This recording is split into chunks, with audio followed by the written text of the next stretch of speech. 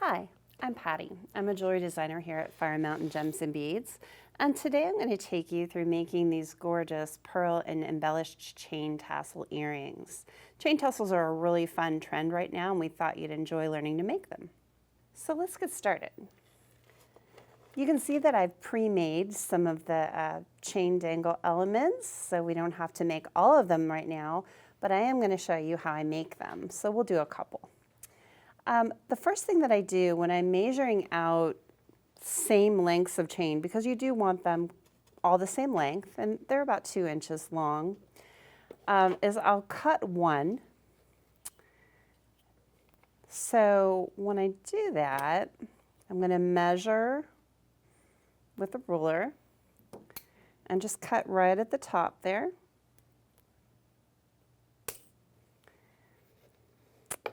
And then I have my 2-inch length of chain. Now, so I don't have to keep measuring, I have a cute little trick that I do. So let me show you using one of these paddle pins. We'll just use one of these. First thing I'm going to do is you can use this with a regular length of wire too, but since I just happen to have the paddle pins, I'm going to bend up that paddle just like that. And then I'm going to make another bend just like that.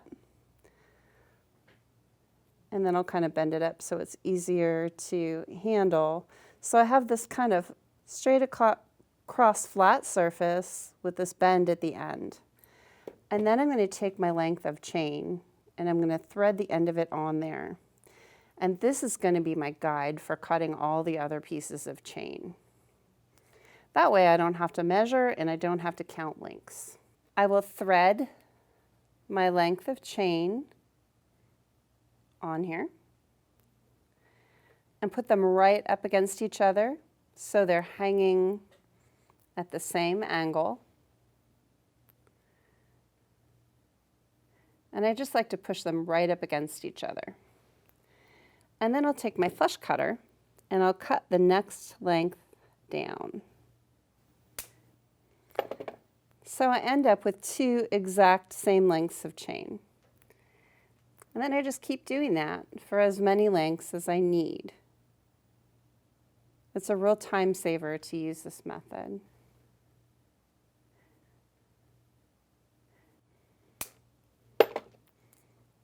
So that's enough for now. I've got most of them pre-made. So I'll go ahead and take those off of there and set my little tool aside for next time. Okay, so to embellish the chain, it's very simple. We use these really cute gunmetal plate paddle pins. I love these. They really give a fun look to the end of the chain. And we'll just take a crystal, one of those little bicones. And then we have this little metal rondelle that we'll put right above it. You know, when you're making jewelry, these little accents really make the difference. This really makes it special and unique. So those really are something that I like to focus on when I design something. I'm going to put my fingernail right above those beads and hold them firmly against the paddle and just bend the wire about 90 degrees, just like that. Then I'm going to take my round nose pliers and I'm just going to make a simple loop. So a bit up the pin, I'm going to just start rolling it, my round nose, until it's nice and snug against the beads, just like that. Then I'm going to use my fingernail and just roll it back against my fingernail so you've got this nice loop that's right at the top of the beads. Then I'm going to use my chain nose, and before I cut it, I really like to bend that loop away from the beads so I have really easy access to getting close with my flush cutters. Then I'm going to use the outside of my flush cutter, and that's going to go against the piece that I'm keeping, and the inside goes against the tail that I'm cutting off. And that gives you a nice flush cut. It means no sharp edges. Then I'm going to use my chain nose pliers and I'm going to bend that back up so it looks just the way that I want it. And then in order to attach it to the chain, I'm going to open it up sideways. Always open it up sideways. Then simply thread the chain on. Oops. And then use your chain nose pliers to rock the tip of that loop against the base here and get a really nice tight connection. If you rock it back and forth a couple of times, you can get this nice tight loop so your chain will not come off. And there you have your embellishment. Okay, so there's 15 of these on an earring, and the way that you get them inside of this little cone is to use an eye pin and bend up the eye pin like this. So it's kind of at a 90 degree. And that's going to be the stopper for your chain.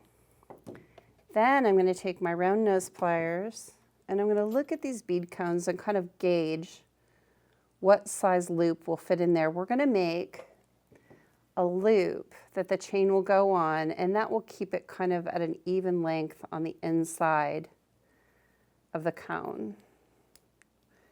Probably want to make it the size of the base of these round nose pliers, just like that. And you see how this loop is going to fit nicely inside the cone. Then I'm going to take my chain nose pliers, and toward the end of that loop, I'm going to bend it inward toward the center of the loop. Hold on one second here. Doesn't have to be perfect because you're not going to see this part of the earring.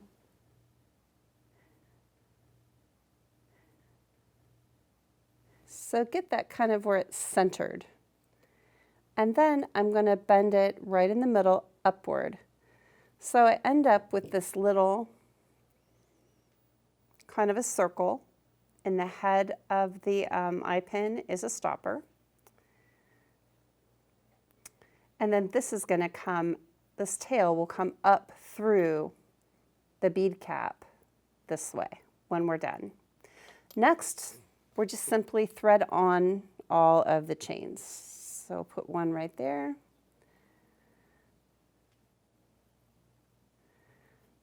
And we just let them fall around that circle. Might need to adjust it out a little bit. There we go. And you just keep doing that and kind of put them randomly. We've got 3 different colors of crystals here, so you want to kind of space out. Don't put all of the same color at once unless you really want that effect at the end. I like to have them kind of randomly spaced, the colors.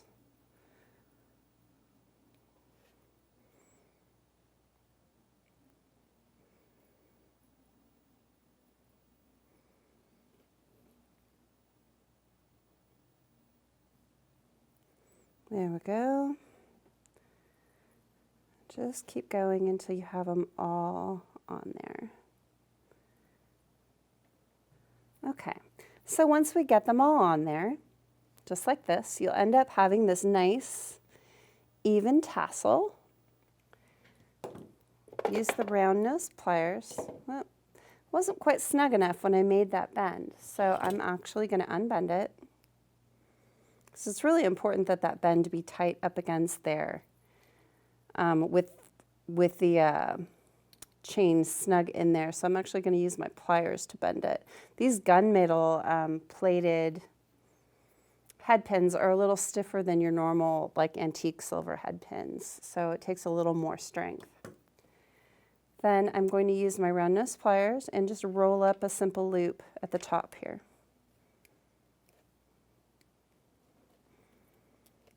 Really snug against the bead cap, just like that. And then I'll rock it back a little bit. Then I'll take my chain nose pliers and bend that away a little bit. Take the outside of my flush cutters against the piece that I'm keeping and the inside against the tail. Put my finger over that so the tail doesn't fly in my face. Snip it off. And then bring it back up straight. So we have a really nice loop at the top. And I'm going to set that aside. Okay, so let's look at our piece. The next thing we're going to do is we're going to make this section of the earring with the pearls. So we'll take one of the antique silver eye pins. We're using these because pearls tend to have much smaller holes drilled into them. And so the gunmetal plated pins are heavier gauge. So we're going to take this smaller 24 gauge pin and we're going to thread 3 of the pearls on it. There we go. And I like to kind of mix up the shapes so you've got some visual interest. There we go. And which one? I like this guy. He's kind of interesting. I think I'll have that little tail upward. And then just kind of look at it. Is that what you want it to look like? This one kind of overlaps that one a little bit. I think I'm going to flip it upside down. With these cultured freshwater pearls, the shapes are all very unique, so you want to see how they fit together best. Oh yeah, I like that a lot. Okay, so I'm going to make a wrapped loop at the top. Because this is a thinner gauge wire, it's not as strong. So a wrapped loop will make the earring more secure. I'm going to take the very tip of my chain nose pliers, and so the beads are snug up against this bottom loop. I'm going to, with the very tip of the pliers, just bend the wire sideways, and that leaves me a little bit of a gap that I'm going to wrap later. And I'm going to take my round nose, and I'm going to make a simple wire wrapped loop. So I'm going to push the wire around as far as it will go with my fingers. Then I'm going to take the barrel out, put it back in with the bottom of the barrel, and then I'm going to push it around the rest of the way until it stops. Some people stop at this 90-degree angle, but I don't feel like you get as much of a good round loop. So I like to go all the way until it stops. So the tail is really facing up like that. And then I can adjust it a little bit because I really want nice and round. Then I'm going to flip it over and I'm going to clamp half of the loop. And the half that I'm going to clamp is the part that the tail is coming off of, and that makes it really secure when I go ahead and wrap around this stem here at the base. If I were to clamp the other side, it leaves room for the circle to get a little wonky. So I'm going to clamp the side that the tail is coming off of. And at first, I'm just going to kind of push the tail around about halfway. Then I'm going to flip it over. I'm going to clamp it again and change to my non-dominant hand. And I'm going to clamp with my non-dominant hand. And then I'll take another pair of pliers. These are rounds, or you can use flat or chain. It doesn't matter. And I'm going to use this while clamping firmly in the other hand. And let's see, that came off a little bit. Let's clamp it better. It's really important to get that tight. And I'm going to wrap several times. And we might have to move these pearls out of the way. That's okay. Wrap several times until you're happy with having enough wraps, 2 or 3. Just till it takes up all of that space. Okay. So I'm going to take my chain nose pliers And I'm going to bend that away from the piece so I can really get in there with my flush cutters. And I'm going to clip off that tail as close as I can to the base. Notice I put my thumb over that so it didn't fly into my face. And then I'm going to bring it back up. My circle got just a little bit off, so I'm going to put my round nose pliers in there and just re-round it a little bit. There, I'm really happy with that. Okay, so now we've got this center component of our earring. So we've got the tassel, the center component, and the last thing we need is the ear wire to complete that. So I'm going to grab an ear wire.